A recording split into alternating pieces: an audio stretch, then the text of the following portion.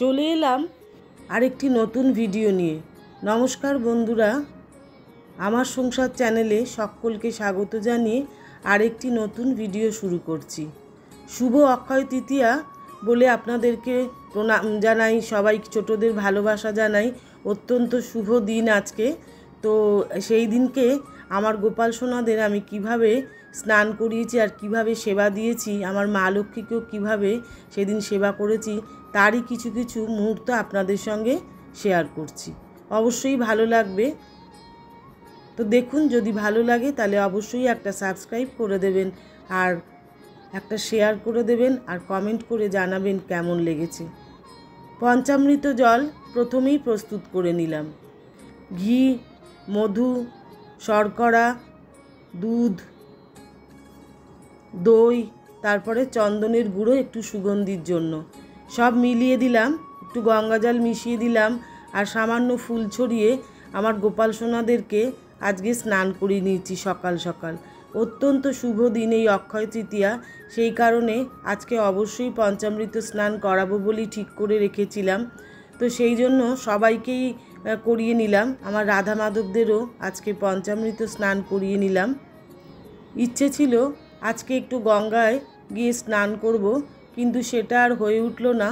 তো যাই হোক, আজকে কিন্তু গঙ্গায় গিয়ে স্নান করা মানে অক্ষয় তৃতীয়ার দিন গঙ্গা স্নান করা অত্যন্ত পবিত্র বলে মনে করা হয়। তো যাই হোক, সব কিছু আর সংসারে যা যা মনে ভাববো সব কিছুই সম্ভব হয়ে ওঠে না। তো যাই হোক, ঘরেই গোপাল সোনাদের সেবা করলাম কিভাবে।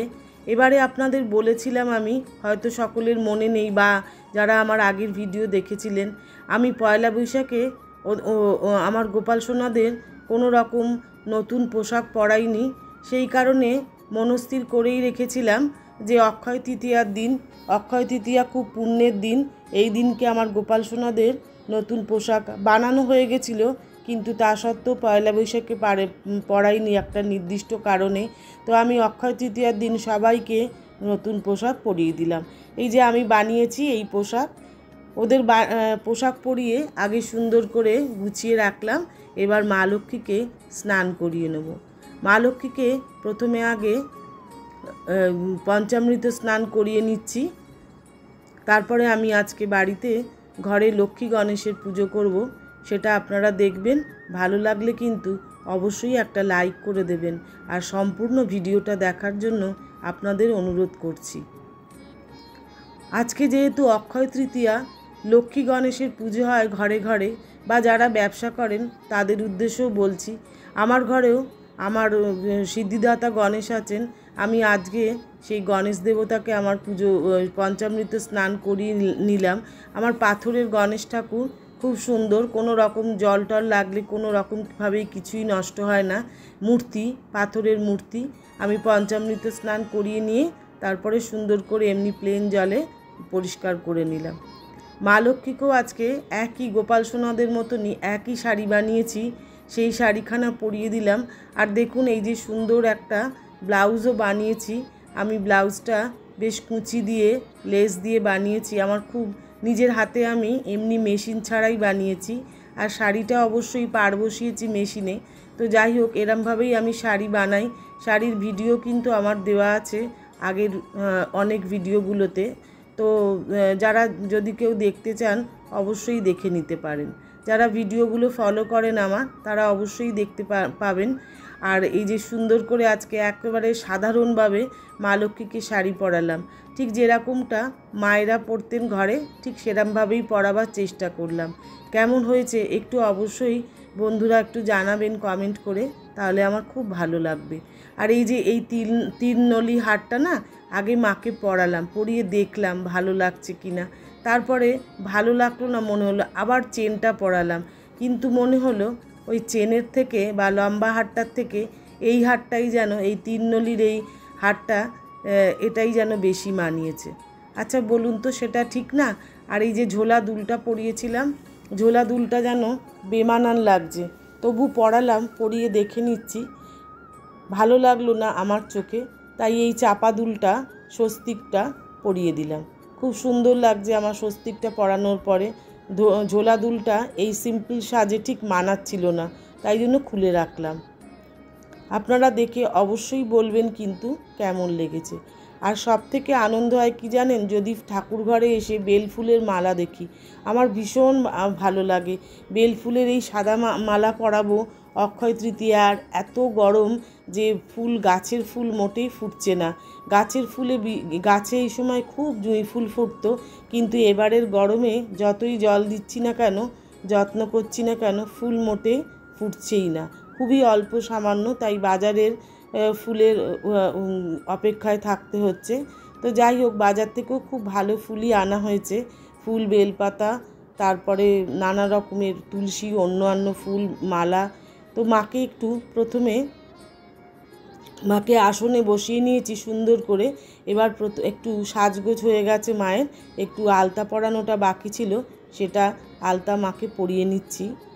আমার গণেশজিকেও মায়ের পাশে বসিয়ে রেখেছি, যেহেতু আজকে লক্ষ্মী গণেশের পুজো করতে হয়। মায়ের মাথায় সিঁথিতে সিঁদুর দিয়ে দিলাম।